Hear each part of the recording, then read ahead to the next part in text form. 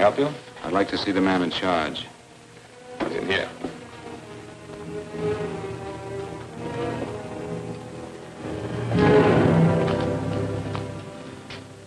I want to report a murder. Sit down.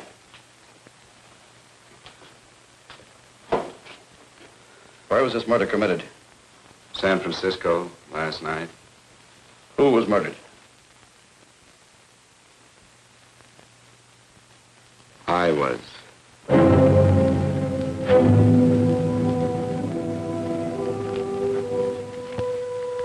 Well, do you want to hear me out or don't you, Captain? I don't have very much time. Your name Bigelow? Frank Bigelow? That's right. Answer the San Francisco APB. Send it direct to Inspector Bannon at Homicide. Tell him we found Frank Bigelow. Go ahead, Mr. Bigelow. Well, this involves some other people, Captain. A number of other people. You tell it any way you like. I live in a little town called Banning out on the desert. It's on the way to Palm Springs. I have a small business there. Paula? Yes, Mr. Bigelow. Give me a copy of Miss Hollis's 48 tax return, will you? Oh, you better get the 47, too. Yes, Mr. Bigelow. I don't think we took any depreciation on that new equipment last year. No, we didn't. I remember you said we could include it all this year. Sure we can. Hey, Frank. Yeah, well. Peterson says he wants a financial statement before he can give me my loan. Hello, Kitty. I will. Well, I'm leaving for San Francisco today, but I'll be back in about a week. I'll take care of it for you then. Sure is a scorcher, isn't it? Well, I've seen him worse. Well, have a nice time, Frank. Yeah, thanks, Will. Paula, why don't you come down to the place and let me give you another permanent? Makes your hair so much easier to manage in all this heat. I can't afford it right now. Maybe next month. Yeah, here it is. No, we didn't take it. Well, we can do it this year. You work it out any way you think best. Have a nice trip, Frank. Sure, Kitty. See you when I get back. Bon voyage. Why don't you come down anyway, Paula? We'll work out a deal on that permanent. Thanks. Maybe I will. Hello? Oh, hello, Mr. Hawkins. Just a moment. Do you want him to send your ticket over? No, I'll pick it up myself. No, never mind. Mr. Bigelow will pick it up at the station. Bye.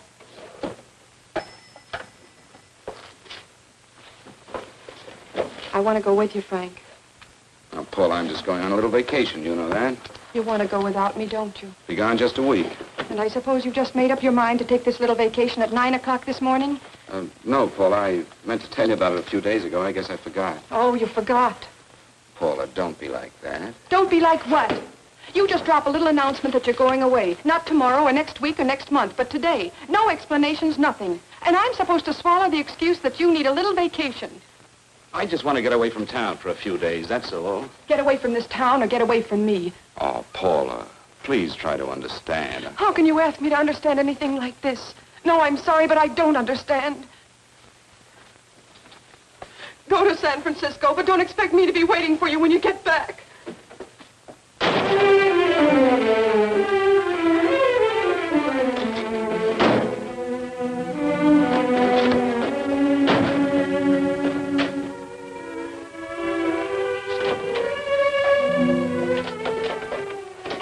Paula, please, Paula. Come on, turn around, look.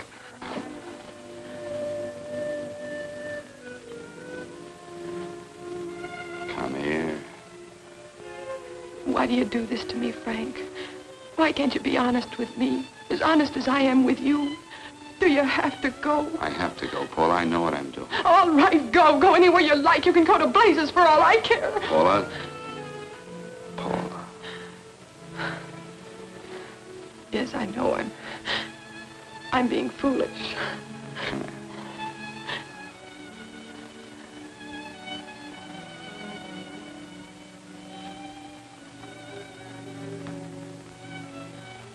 Come on, fix your face. We'll go down to Eddie's and have a drink. All right, why not?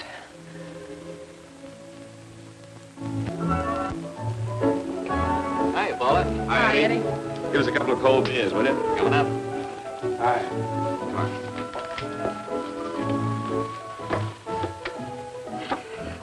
relief.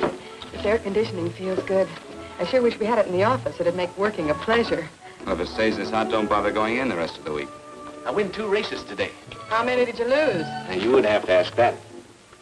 Kind of early for you two, ain't it? Too hot to work. That's what I like to hear.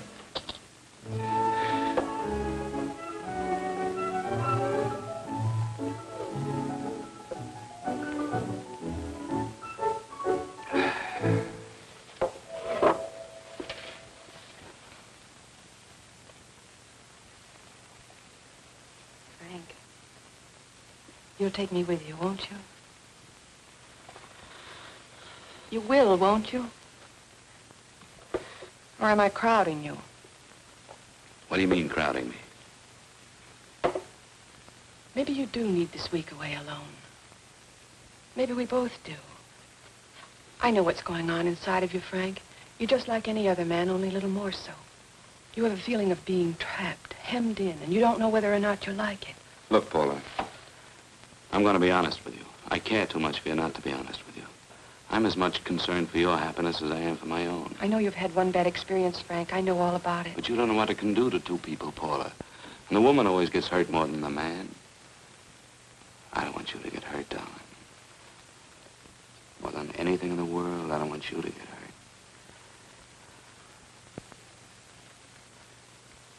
Want to hear some music? All right, Frank. Got a couple of nickels, Eddie? Yeah. This won't bother you, will it? Next result doesn't come in for half an hour.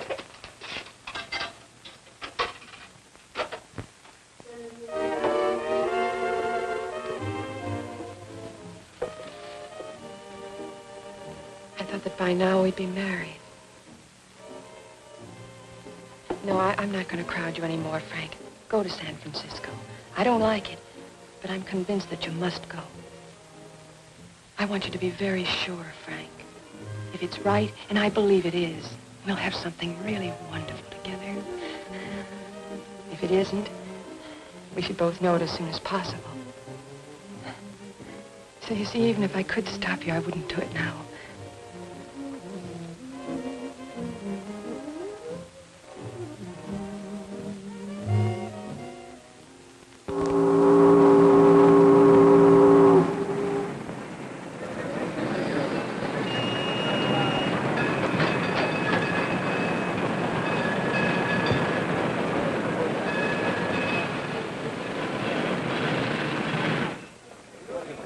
Yes, sir. My name is Bigelow. I have a reservation. Yes, sir.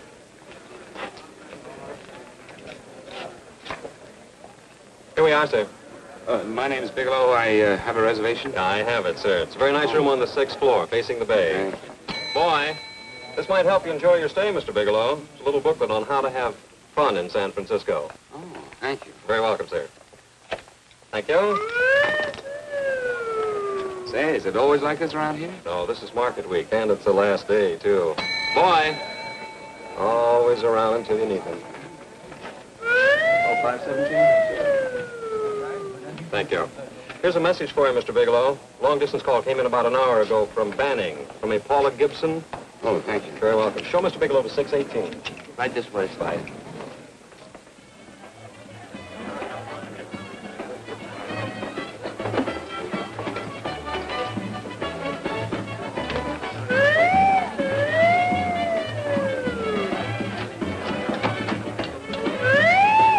Right this way, Mr. Bigelow.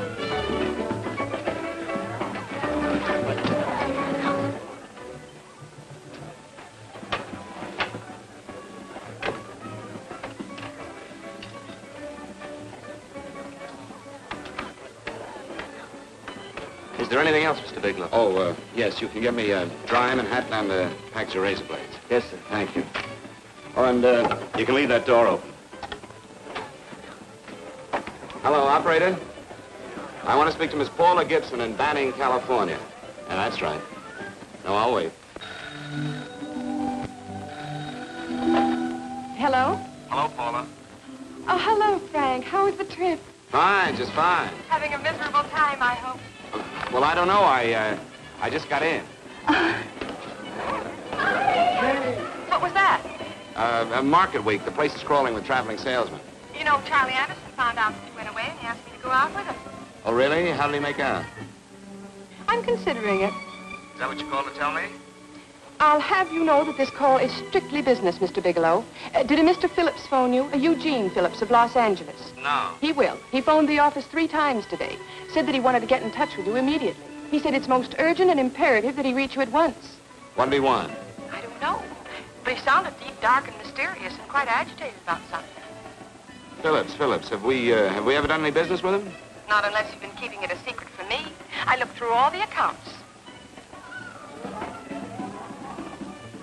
Why didn't you tell him you could reach me here? You know I'm supposed to be on vacation. So you told me. And so I told him, dear heart. But the gentleman didn't seem to respect your temperamental moods the way I do. He was very insistent that he speak to you before it's too late, as he put it. Well, tell him you tried to get in touch with me and I've changed my plans and you can't reach me. He won't talk to me. I told him that I was your confidential secretary, but I guess I didn't sound confidential enough. So I told him that he could reach you there this evening. Well, call him back. If it's as important as he says it is, he'll talk to you. Otherwise, he'll just have to wait until I get home. My, aren't we adamant this evening? All right, shall do. And Frank, Yeah? I don't quite know how to say this. Say what? Well, what I want to say is that there's nothing you can do that you ever have to feel guilty about. Oh. Sure. Thanks, Paula. I'll call you tomorrow. Right.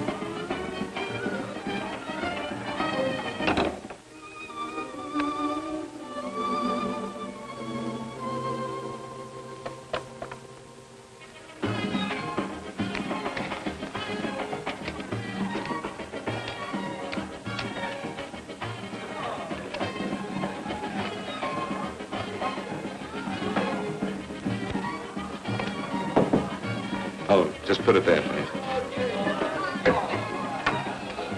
You can keep the change. Thanks very much. Say, how long has this been going on? Oh, it's been a madhouse all week, but they check out tomorrow. Oh? I thought you were with them. No, I'm just here on a vacation. Why does everybody come to San Francisco and tear loose? Excuse me. Say, I'm awfully sorry to bother you, but would you mind if I use your telephone? No, go right ahead. I'm just across the hall here. One of the boys is using my phone, and he's been on it for a half hour. I just want to call downstairs. Yeah. Thank you. Room service, please. Hey, things really picked up the last few days, didn't they? You right at much business? Well, I'm not here on business. Oh, hello, room service? It's Mr. Haskell in 617. Yes, that's right. Would you send up 3 more bottles of bourbon and 2 scotch? Yeah, that's right. Oh, and some more ice, too. Yeah. All right, thank you. You here all alone?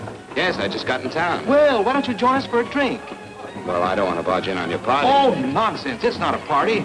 Just a few of the boys entertaining some buyers. You know, the usual thing. A few drinks and some laughs. It's no party. Come on. Well, come on. All right.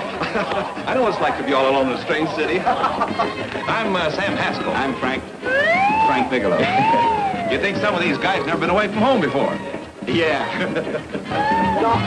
Hey, quiet down a minute. Hey, will you quiet down a second? I want you to meet Frank Bigelow. Hello. Hi. This is Jane Carlisle. Hello. Bill Welch. How are you, Mr. Wells? Glad to know you, Bigelow. Jane's the prettiest buyer in San Francisco. Oh, hey, I resent that. You don't think I believe him, Elaine? Well, he spreads that from coast to coast. Oh, gee. But it's good for my morale anyway. I'm George Cantwell. Glad to know you, Mr. Bigelow. Bigelow, yes. Right at much business? He's not here on business. Oh?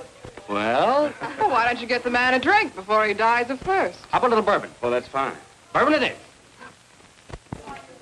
Of course, Mr. Wallace. In fact, yes, Mr. Wallace.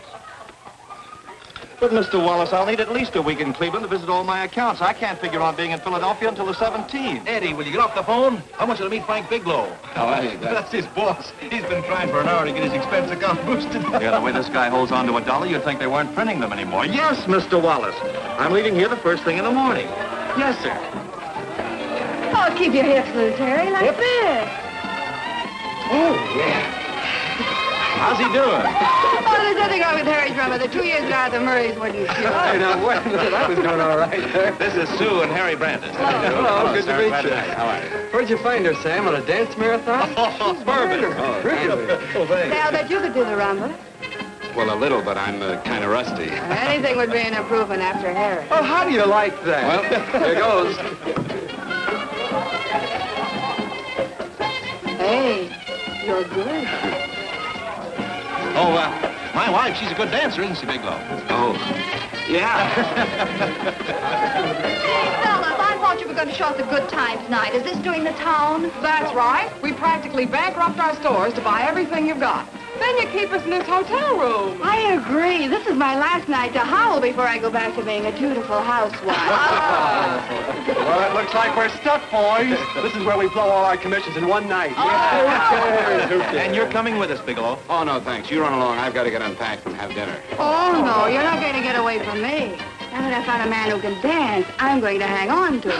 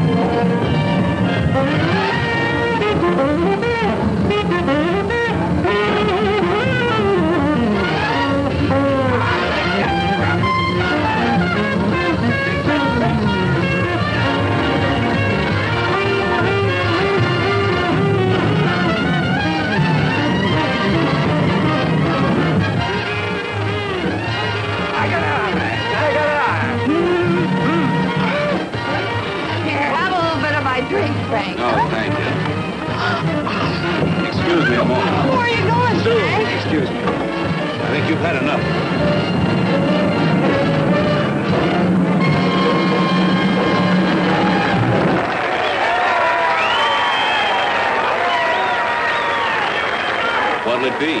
Bourbon and water, no ice. Nice, quiet place you got here. Wait till you hit the pitch in about an hour. That's when they really go out of their minds. Who's the blonde? Oh, she's one of the chicks that hangs around here. She's jive crazy. Come again? Oh, you ain't hip, pal. Jive crazy means that she goes for this stuff. Just between you and me, I don't get it either, but I gotta listen to it. They're all connoisseurs, music lovers. Me, I like Guy Lombardo. What's the matter with him? Oh, he's flipped. The music's driving him crazy. Come down, Jack. Oh, don't buy me, man. I'm being in light. Is the blonde alone? Oh, sure, society. She always comes in alone. Drives a big convertible, wears a mink coat, but knows everybody. But she always comes in alone. Thank you. I wanted to kiss you. I tried to... Give me another blast, Leo. When you... What's your story, Jeannie? Easy.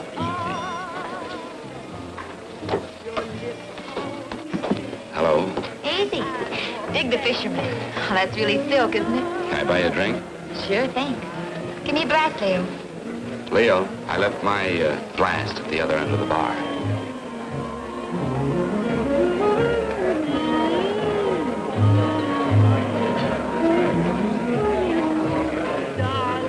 My name is Jeannie.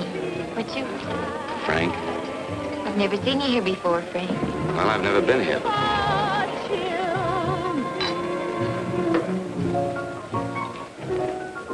This isn't mine. Mine was bourbon. Well, sure it is. You saw me pour it. Give me a fresh drink. Anything you say. Oh, listen to that piano. Feel those vibrations. You don't get your kicks out of this, do you? I can live without it. Why do you stay here? I don't know. I bet I know. You're lonely in a big city. Why, you don't have to go into a routine with me. I like good company, too.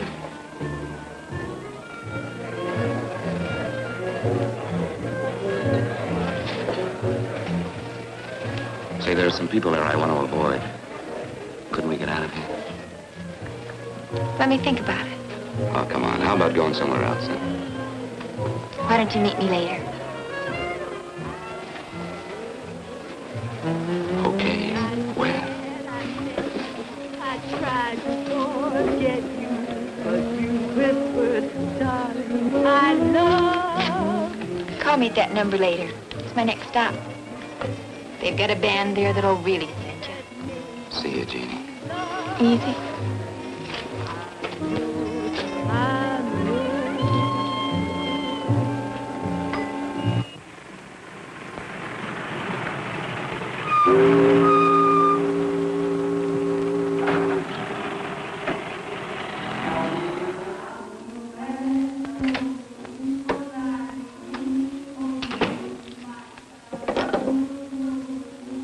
Never mind, operator.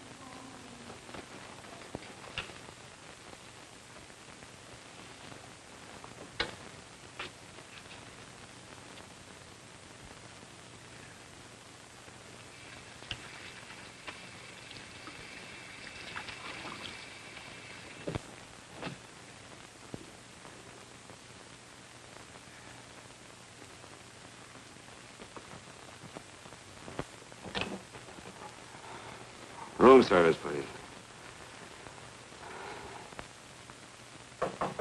Come in.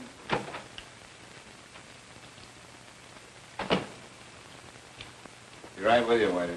Yes, sir. Rest well, sir? Yeah, sure. May I? Go ahead. It's on there for you. Thank you, sir. Would you like anything else? Well, thank you, that's all. Waiter, Yes, sir. take this away. Is there anything wrong, sir? No, just take it away. I don't even want to look at it. Are you all right, sir? Yeah, sure. All right, I just had too big a night, I guess, that's all. Need some fresh air. Of course. Thank you, sir.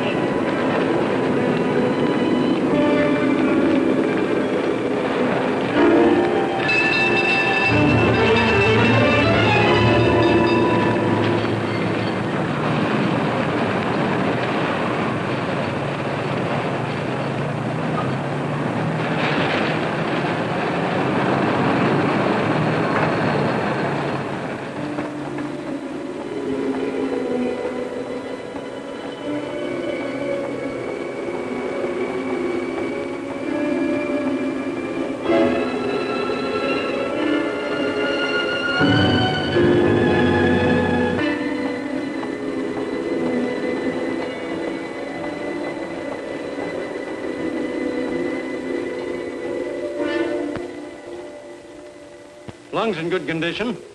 Blood pressure normal.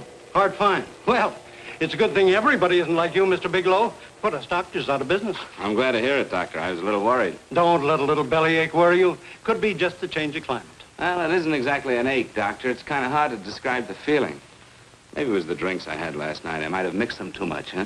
Let's have another look at that throat. You may finish dressing now, Mr. Bigelow. I want to get the results of those tests we took. Thank you, Doctor.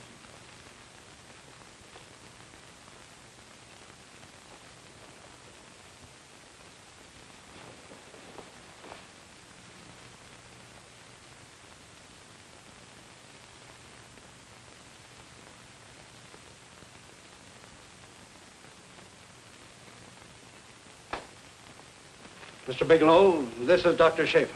Hello, Doctor. How are you? Sit down, Mr. Bigelow. According to the information you gave Miss Wilson, you're not married, Mr. Bigelow. That's right. Do you have any relatives, family, anyone in San Francisco? No, no one. I don't know a soul in San Francisco. Where is your home? What is this, Doctor? Why all the questions? You're a very sick man, Mr. Bigelow. Sick? But you told me I was in good shape. Yes, I know. But my preliminary examination didn't reveal your true condition. You sound as if it's pretty serious, Doctor. It's extremely serious. I want you to understand that we wouldn't tell you something like this unless we were absolutely certain. Well, of course, of course. You must steel yourself for a shock, Mr. Bigelow. Well, go on, Doctor. What is it you're trying to tell me? Our tests reveal the presence in your body of a luminous toxic matter. What is that exactly?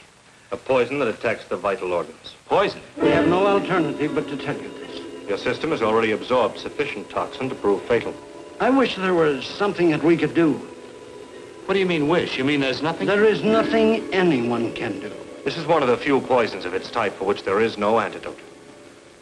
Well, this is fantastic. This is the most ridiculous thing.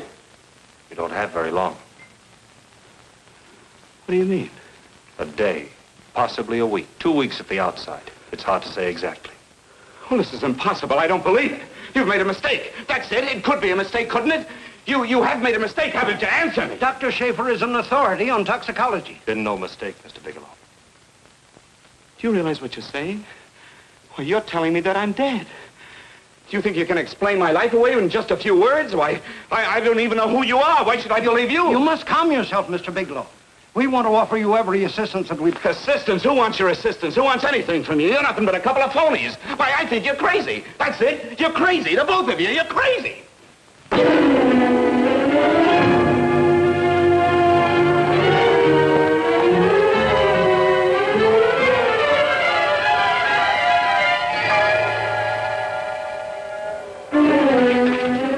Where's the doctor? You just come in. Come on, tell me. Where's... Doctor, go through the minute before you come Get out of here. here. Doctor. What's the trouble here? What's the matter with you? Doctor, I want you to examine me for luminous poison. Come right in here.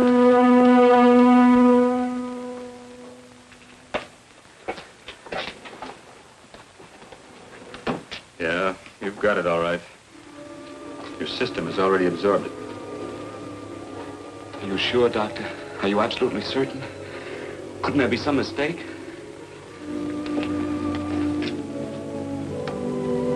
There it is. Toxin is actually luminous in the dark. Now there's no doubt about it, Bigelow. I don't feel sick. My stomach is just a little bit upset. Maybe it's not as bad as you think, Doctor. That's characteristic. With a heavy jolt, you go suddenly in a matter of hours. But if the stuff is taken in a lesser degree, you last a while, and then...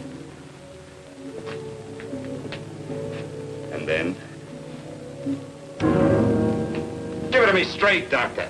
Well, a number of things are involved. The systemic condition of the individual, the amount consumed, exertion. Yes? You won't feel too badly for a while. Then it will happen suddenly. A day, 2 days, a week at the most.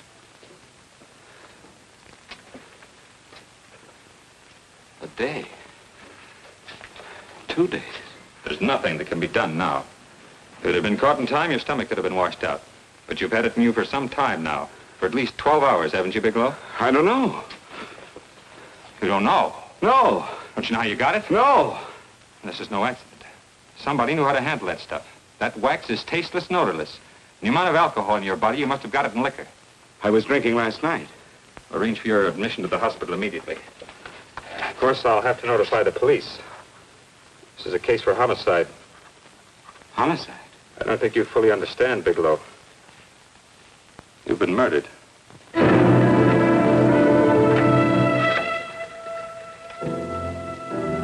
Get me police headquarters, please. Homicide Bureau.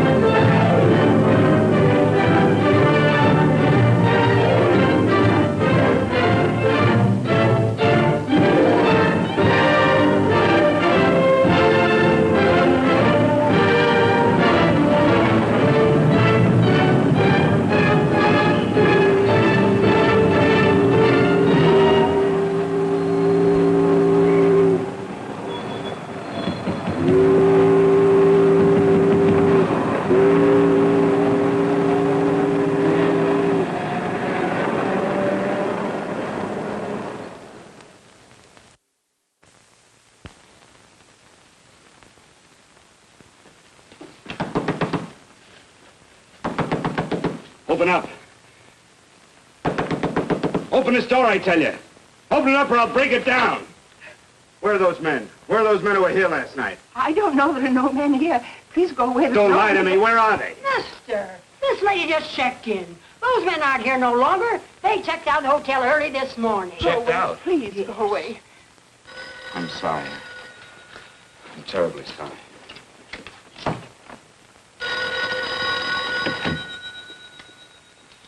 Hello? Please, Mr. Bigelow, my eardrums. Oh, hello, Paula. Your enthusiasm overwhelms me. Why haven't you phoned me, or is there a quota on telephone calls up there? I'm sorry. I've been busy. I'll bet you have. Visiting the museums, no doubt. What's happening up there that's exciting or different? Nothing, not a thing. I'll bet you miss me, but you're too stubborn to admit it. Sure. You know, if you'd like me to come up, I could pack a toothbrush and leave right away. No. Well, you don't have to snap my head off. You could at least make a pretense of missing me. I'm sorry, Paula. Of course I miss you. Listen, Paula, Paula, it's just that I don't feel like talking now. I'll call you later. Don't strain yourself. You phone me sometime when you feel more like talking. Oh, by the way, I called that Mr. Phillips back. Phillips? Yes, you know, the man that tried to reach you. Well, I'm afraid you'll never know why it was so important that he speak to you. His office said he died yesterday. Frank, are you there? Did you hear me? Die? When? Yesterday. So you won't have to bother your little head about him anymore. You can just go ahead and have fun.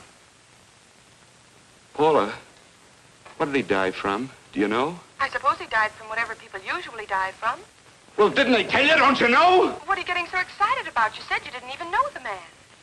Listen, where's his office located? What difference does it make? You can't talk to him now. I told you the man's dead. Paula, will you stop talking so much and tell me where his office is? All right.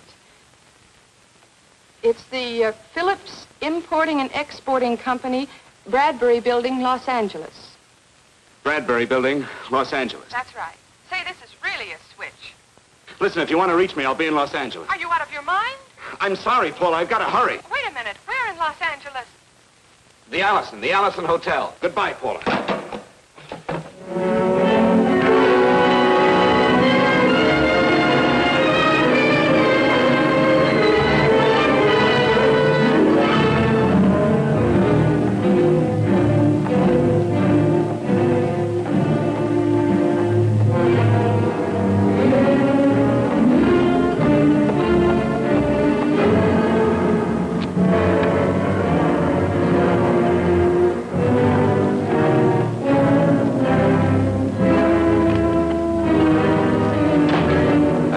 Someone in charge here. What is it regard Well, it's a personal matter. It's quite urgent.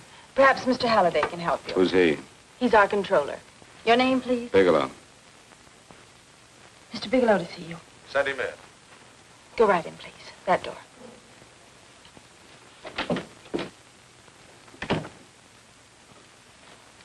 Mr. Bigelow? How are you, Mr. Halliday?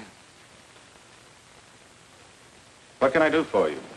Well, Mr. Phillips phoned my office several times yesterday. I'd like to find out what it's all about. You know Mr. Phillips died yesterday? Yes, I know. Well, I don't understand. If he phoned you, didn't he tell you what it was about? Well, he didn't speak to me. I wasn't in my office at the time, and he wouldn't tell my secretary. Well, I'm afraid I can't be of much help, Mr. Bigelow. I've no idea why Mr. Phillips tried to reach you. I'm sorry you had to make the trip for nothing. How do you know I made a trip? I didn't say anything about making a trip. I merely said he phoned my office. My office could be here in Los Angeles. Miss Foster, Yes? didn't you mention something yesterday about Mr. Phillips speaking with Mr. Bigelow in San Francisco? I said that he had phoned Mr. Bigelow's office in Banning, but that Mr. Bigelow was staying at the St. Francis Hotel in San Francisco. I'm sorry you misunderstood me. Do you know why Mr. Phillips called? No, I don't. All right, thank you, Miss Foster. You can understand that we've been somewhat upset around here. Now, if you don't mind,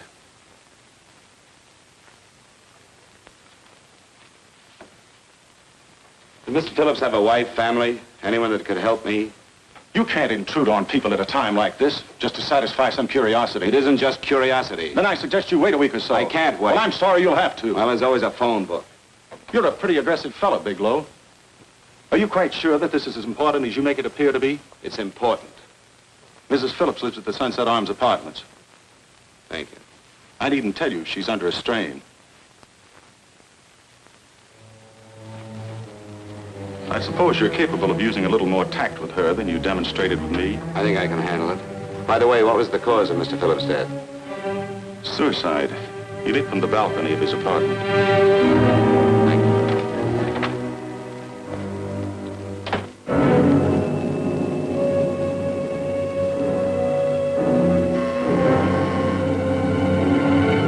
Come in, Mr. Bigelow.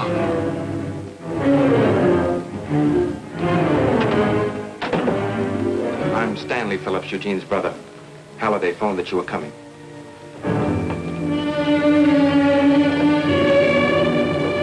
This is my sister-in-law, Mrs. Phillips. I'll try to make this as brief as possible, Mrs. Phillips. I'm afraid I can't be of any help to you, Mr. Bigelow. I haven't the slightest idea why my husband wanted to speak to you. I guess Halliday covered just about everything. Did your husband ever mention anything about me, Mrs. Phillips? Anything at all? No. I can't recall Eugene ever having mentioned your name.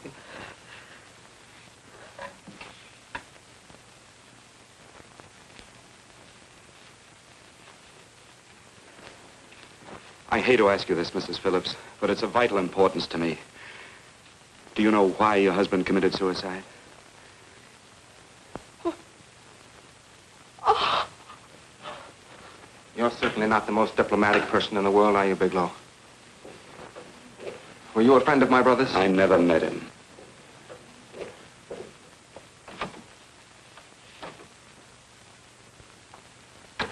My brother was in a jam, a pretty bad jam. He was arrested 2 days ago. He sold some iridium to a dealer by the name of Majak. It's a very rare metal, very costly. Anyway, the iridium turned out to be stolen. He was released on bail yesterday, but he faced a pretty stiff prison term. Men have committed suicide for less. Yes, I know. That's how the police feel about it. What puzzles me, though, is this crooked deal. Knowing Eugene, you wouldn't say he's the type of man to be mixed up in anything like that, now would you? I told you I never met him. That's right, so you did. Now, what's this all got to do with you, Bigelow? I don't know. Let's come clean with each other, Bigelow. Surely you must have some idea why my brother was so desperate to contact you. I have no idea. That's odd. Then how could it be of such vital importance to you? Well, you seem to know the answer to everything else. Maybe you know the answer to that one, too.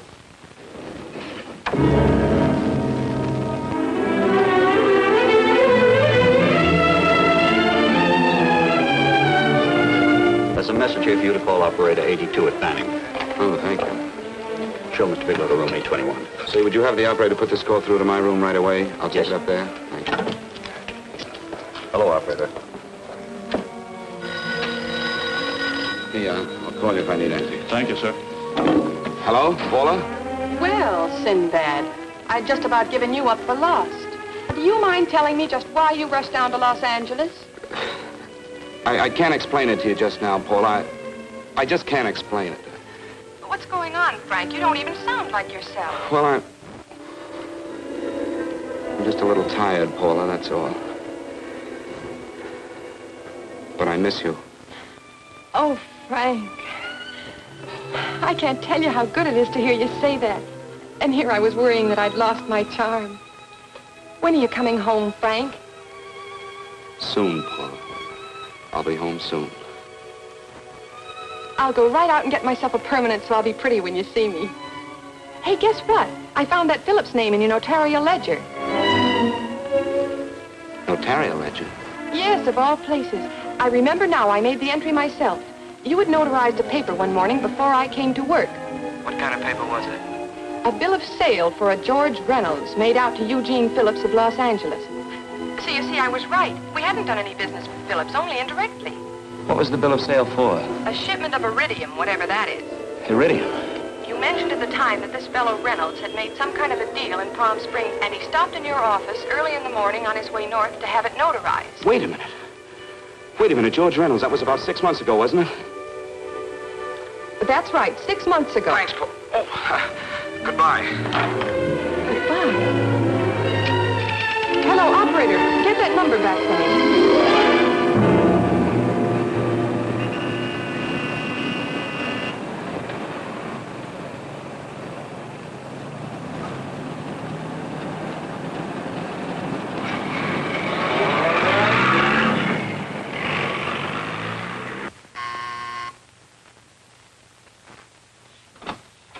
I've got to talk to you, Mrs. Phillips.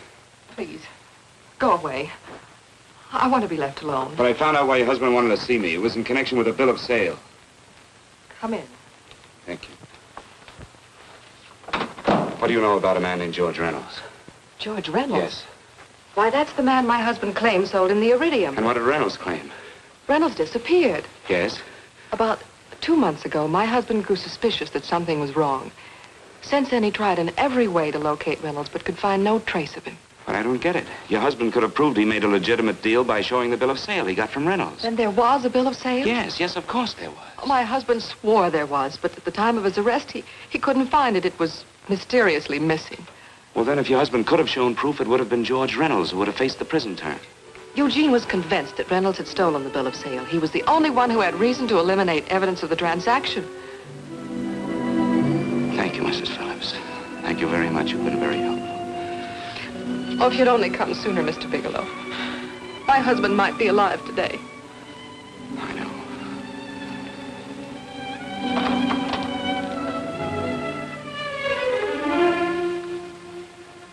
The only thing that puzzles me, Miss Phillips, is that you haven't asked how I knew there was a bill of sale.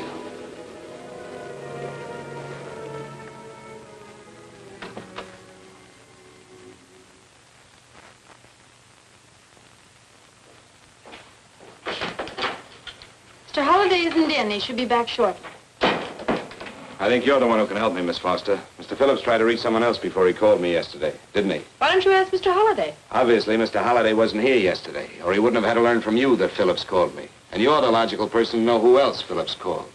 I don't believe that's any of your business, Mr. Bigelow. Don't think you're revealing anything confidential, Miss Foster. I know that he tried to reach somebody else. Mrs. Phillips told me. You're bluffing, Mr. Bigelow. I don't know what you're after, but you're trying to trick me. Mrs. Phillips didn't tell you a thing. How do you know that? Mrs. Phillips knows nothing about it. She doesn't. Well, why wouldn't she? Wait a minute. I was talking about George Reynolds. Who did you think I meant? Just who is it that Mrs. Phillips doesn't know I about? told you before, that's none of your business. All right, young lady, I'm going to give it to you straight. Phillips was murdered. Murdered? I don't believe you. He told me because he needed me to clear him. Phillips was innocent. Innocent men don't have to jump out of windows. Murdered?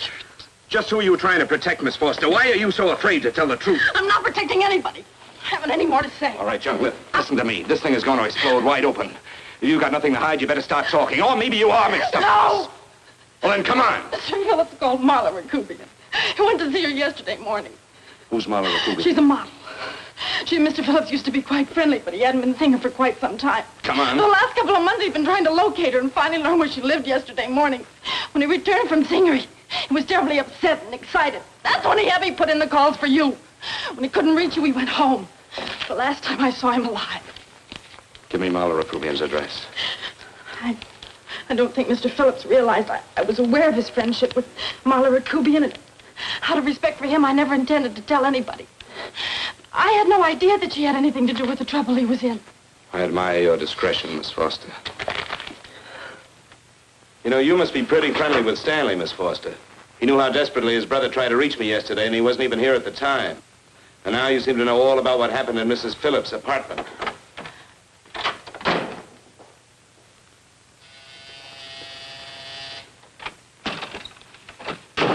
Miss Rakubian? Yes? What do you want? Get out of here or I'll call the Go police. ahead, call him. Oh, go ahead, call him. Going on a trip, huh?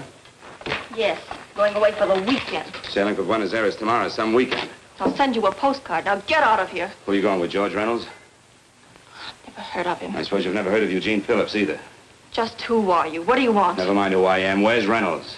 I told you I don't know him. Now will you get out of here and leave me alone?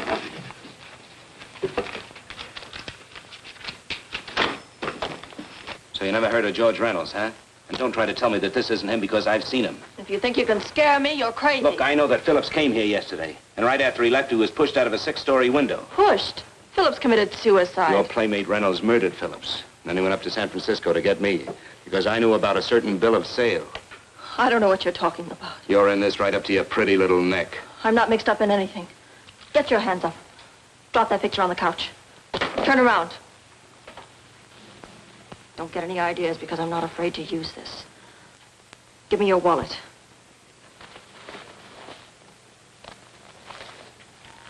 Frank Bigelow, Hotel Alex. All right, now where's Reynolds? I don't know. I don't know where he is. Is that what you told Phillips yesterday? I told him exactly what I'm telling you. I haven't heard from him in months. Yeah? You're mighty careful of the picture of a man you haven't heard from in months.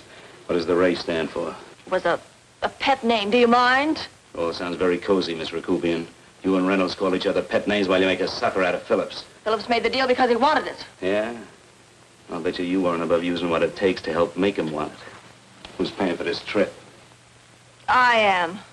Really? A first-class trip to Buenos Aires on a model salary. Don't make me laugh.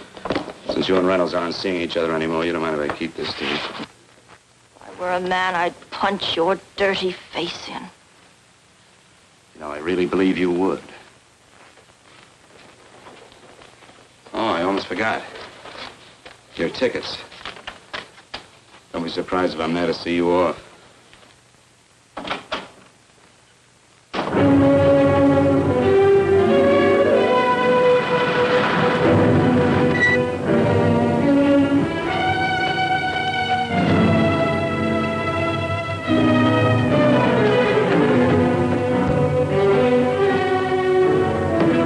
Angelo. Angelo! Oh, Angelo. Do you remember taking this picture of George Reynolds? I take so many pictures, I can't remember them all. This gentleman is a friend of his and would like his address. We have no card on him. I don't think we ought to do that. He's willing to pay $20 for it. That's the paper we used last year. Of course, you understand we usually don't give out the information about our clients. I know, you're a couple of high-class fellas. Thank you. Revealing anything confidential is against the ethics of our establishment. That's right. Honesty is the best policy. Of course. But in your case, inasmuch as you're a personal friend of Mr. Reynolds... Thanks. I knew you'd come through. Got it. Here it is. We don't have his address. He must have called for the picture. But he couldn't have been a very good friend of yours, mister. Because his name is not George Reynolds. It isn't? Well, what is it? It's a... Oh, huh? Oh. Yeah. It's Raymond Rakubian. Rakubian? What's so unusual about that? The picture's signed Ray, isn't it? Yeah. Yeah.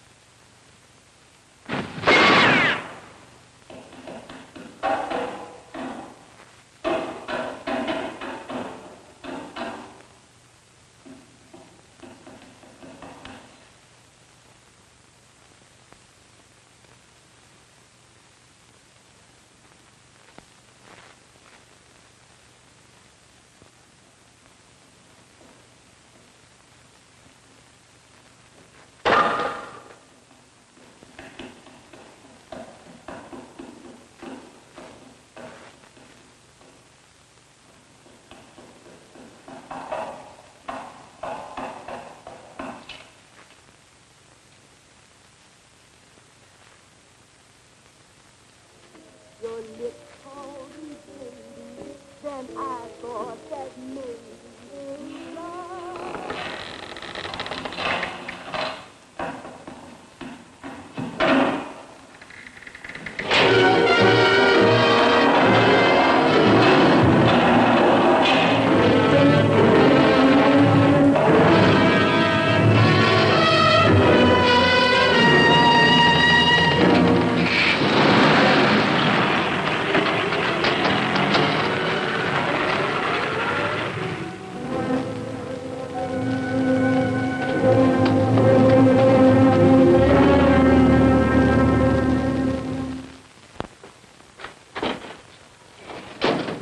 Bigelow, are you all right?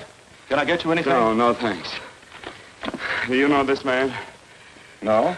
No, I don't think so. Are you sure you've never seen him? I'm quite sure. Does the name Raymond Rakubian mean anything to you? No, I never heard of him. Why? He also uses the name George Reynolds. This is Reynolds? That's right. Well, where can we find him? That's what I want to know. Tell me something, Halliday. You're the controller here. How come you didn't know about that bill of sale? Phillips made that deal before I came to work here. Yeah, but you still keep records, don't you? For some reason, which is none of my business, Phillips preferred to keep that among his personal papers. Now, does that answer your question? You came in here today asking for some information that you needed, and I tried to be as cooperative as I could. But now you're beginning to annoy me. So get out before I throw you out.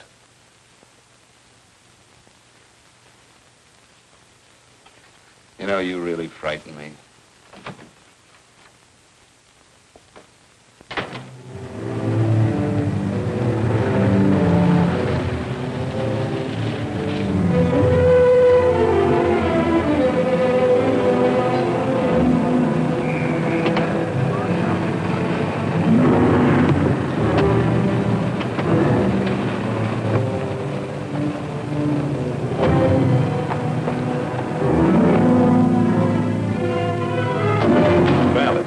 you showed up, Bigelow.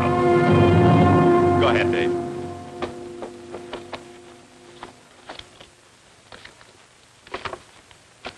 Real cute, ain't you, Bigelow? Just real cute. Paula didn't lose much time getting a hold of you guys, did she? Shut up. Let's go, Bigelow. Look at him. He can't take it. Soft in the belly. You do that again and I'll kick your face. Lay off, Chester. Cut it out. Shut up! Who asked you? Better let him answer. The clerk might know he's in. Go ahead, Bigelow.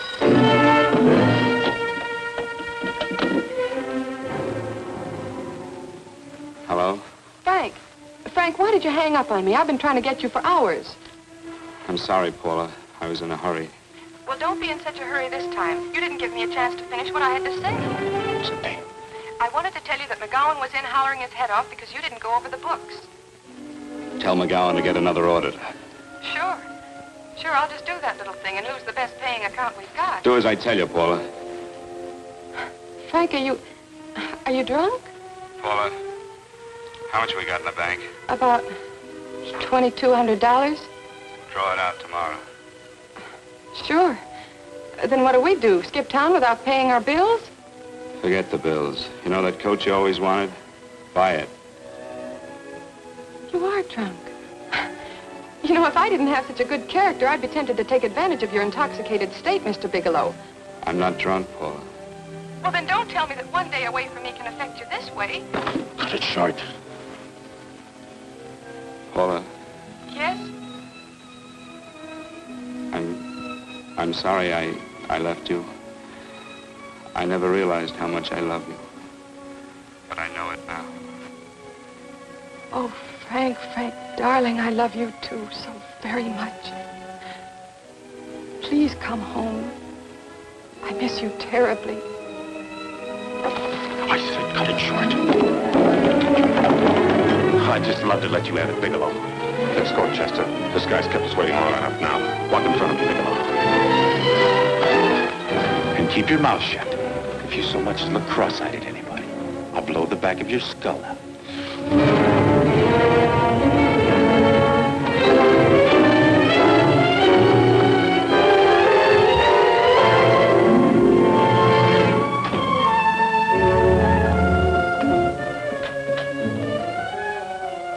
Bigelow's real cute.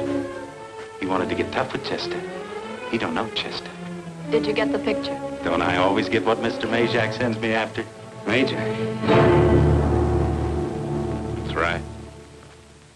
I'm the dealer who bought the Uridium from Phillips. I get it. You have Rakubian unload stolen stuff on Phillips with the help of Marla here, and then you buy it back from him. Oh, you certainly made a sucker out of Phillips. What is it, Mr. Bigelow? Exactly what is on your mind? I'm looking for Raymond Rakubian. What? Well, now, Marla here has told you everything else. I'm sure she must have told you that, too. You don't expect me to believe this conversation. So, what is on your mind? I mean, underneath. You forced your way into my affairs, and now I want to know why. I just told you. I'm looking for Raymond Rakubian. Don't get cute. I'm just itching to work you over. Soft in the belly. Can't take it. See what I tell you?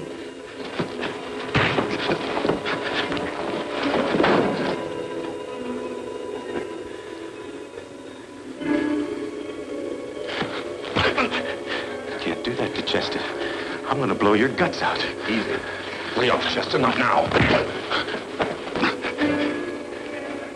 Look at him. He's so scared of Chester, he'd talk now. He's not afraid, Chester. You can tell from a man's eyes when he is afraid. Look at his eyes.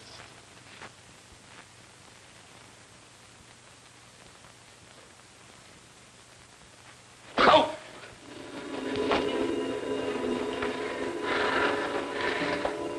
I'm telling you, Majak, you better keep him away from me or he's really going to have to use that gun. Go away, Chester, please. Do what I tell you, my boy. Please. And help Dave.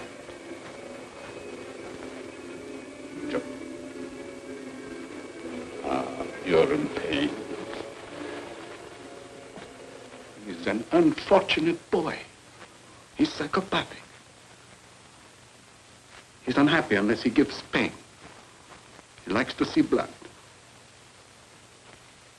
Come with me, Mr. Bigelow.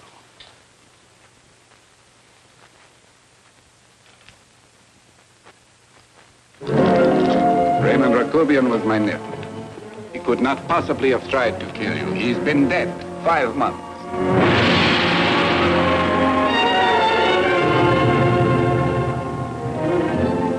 I'm afraid you have been sidetracked. Provided it is true that somebody made an attempt on your life, somebody made an attempt again today. I had no reason to kill you, believe me. What do you mean you had no reason? I notarized a certain bill of sale.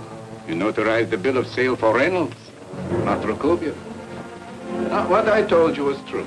I had no reason to kill you. That's a closet, Mr. Bigelow. And under other circumstances, you could go home now. But now you present a problem. You know too much, and I am in danger. Chester! Suppose I were able to prove to you that I only want to find the person who tried to kill me. And I won't cause you any trouble. You know I can go to jail for 10 years for this little business. 10 years. At my age, that's my life. That means my entire life. With my life, I do not take chances. I am sorry, believe me. You want Joe to go with you? No. Just Bigelow and me. And baby makes 3. But Major, goodbye, Mr. Bigelow, and forgive me. Let's go, Bigelow. I guess you won't be there to see me off.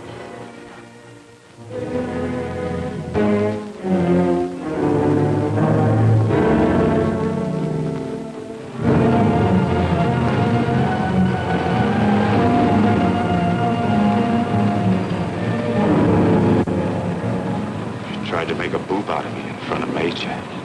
Shouldn't have done that, Bigelow. I don't like that. I'm going to enjoy this, Bigelow. I've done jobs like this before. I knocked off guys I could like. But I don't like you, Bigelow. I never liked that puss of yours from the minute I seen it. Yeah. I'm going to enjoy this.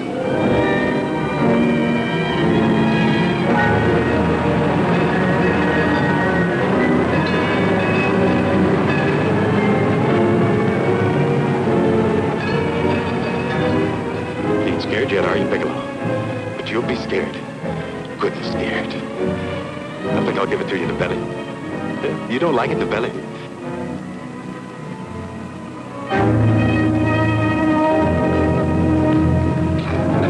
Good. Try. I'd just love you to try it, Bigelow. Why don't you try it?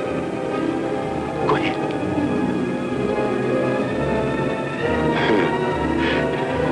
Didn't have the nerve, did you, Bigelow? Yeah. I think I'll give it to you right in the belly.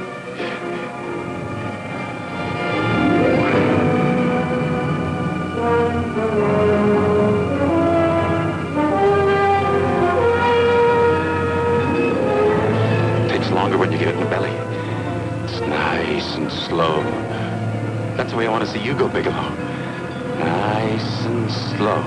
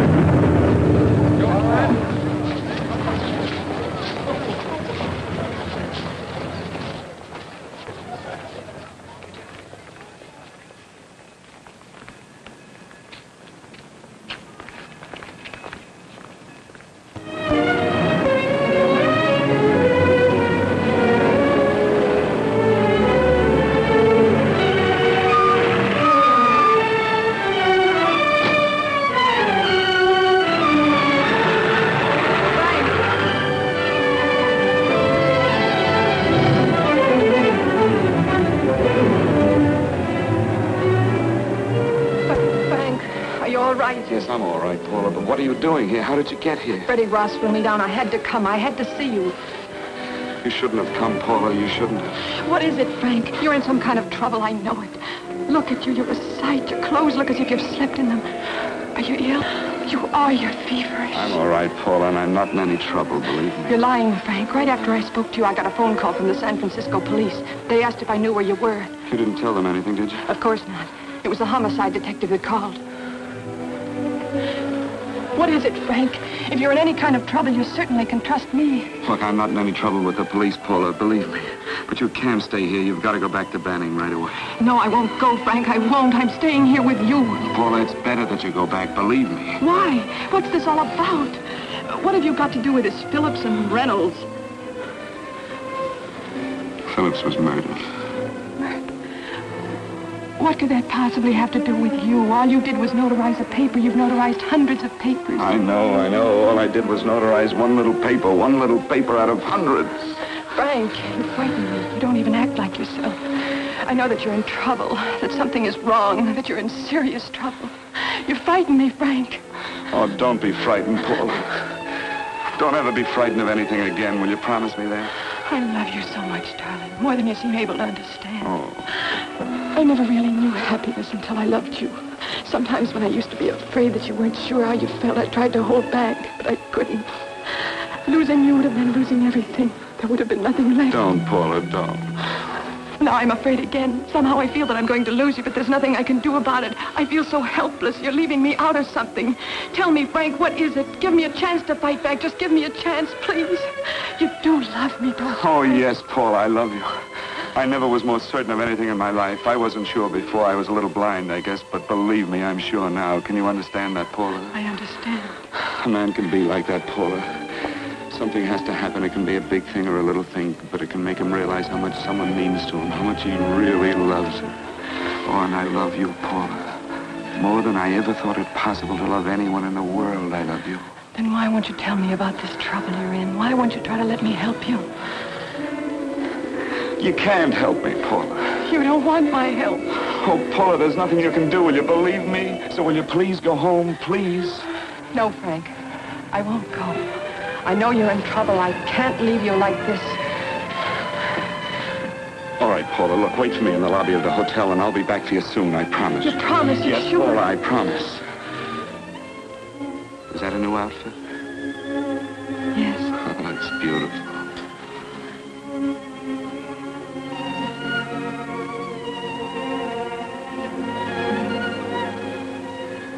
You'll come back to me, won't you, Frank?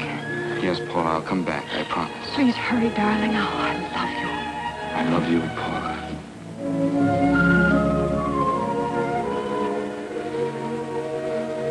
Goodbye, Paula.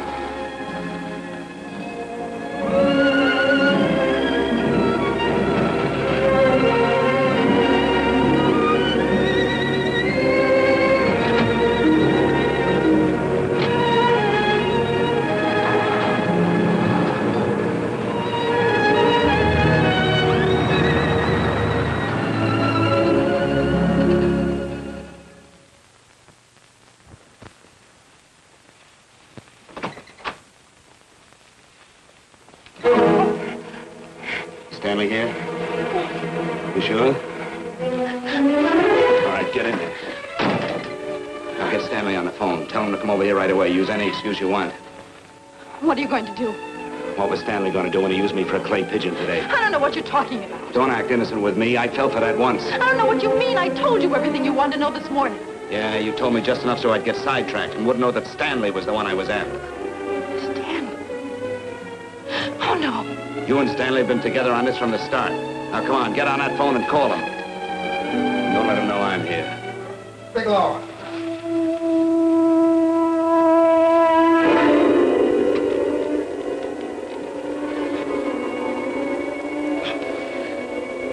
You've been sidetracked, all right. But it was the poor bereaved little widow who did it.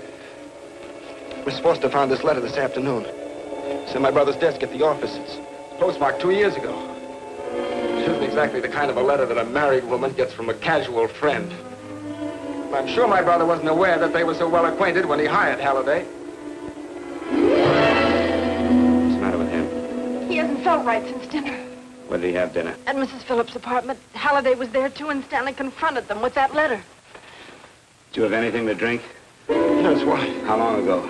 Half an hour ago, just before I came here. Miss Foster, get on the phone, call the emergency hospital. Have them get an ambulance over here right away. What? Tell them to prepare a stomach wash for luminous poisoning. Luminous poisoning? Come on, do it, I tell you. You may still have a chance to save his life. Go on!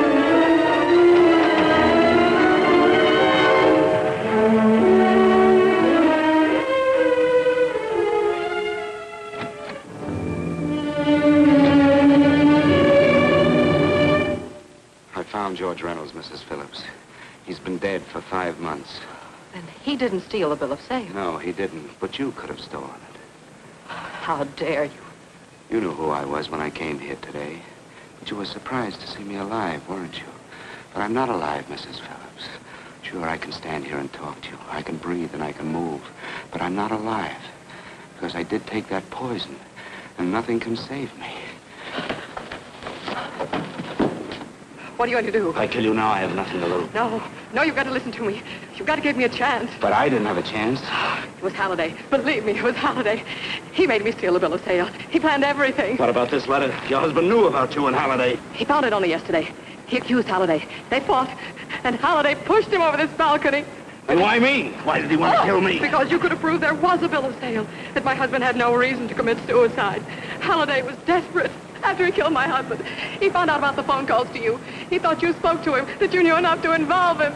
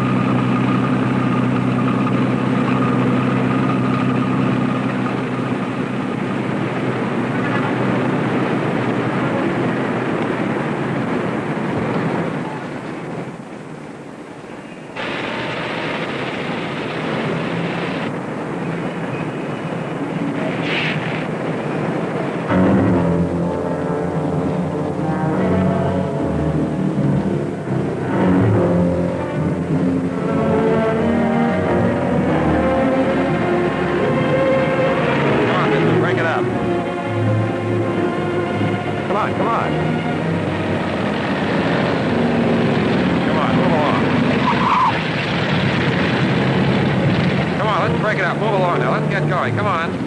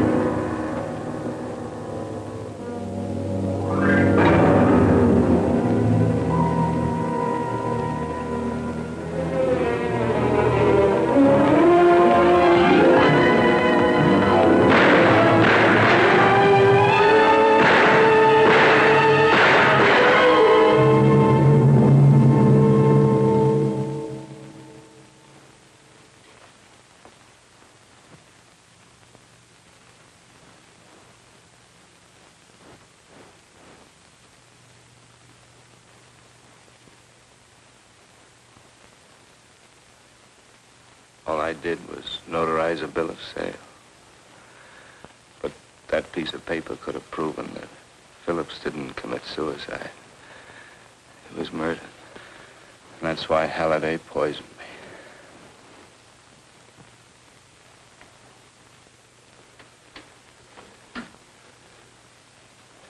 Would you?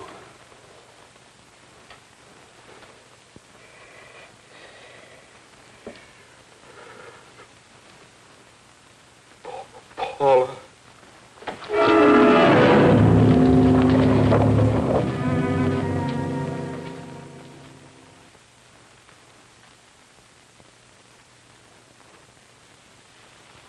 Call the morgue.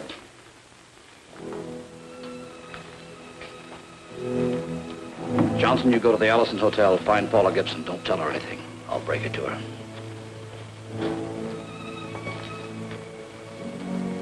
How shall I make out the report on him, Captain?